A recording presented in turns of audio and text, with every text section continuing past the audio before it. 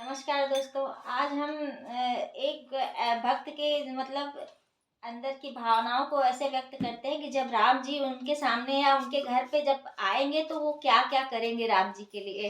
तो वही इस भजन में व्यक्त किया गया है। आप लोग ध्यान से सुनिएगा, एकदम राममय होके और आनंद उठाइएगा। जय श्री राम। जय श्री राम। राहों में फूल बिछाऊंगी जब राम मेरे घर आएंगे। राहों में फूल बिछाऊंगी जब राम मेरे घर आएंगे। राहों में फूल बिछाऊंगी जब राम मेरे घर आएंगे। जब राम मेरे घर आएंगे, सिया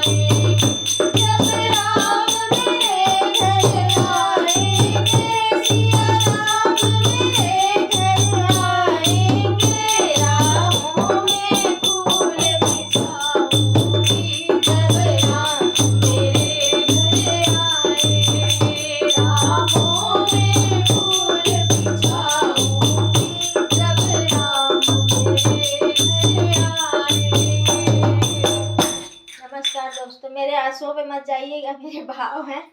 ये भजन जब मैं गाती हूँ, जब भी गाती हूँ मेरे आंखों से आंसू निकलने लगते हैं, क्षमा चाहिए। जय श्री राम। जय श्री राम।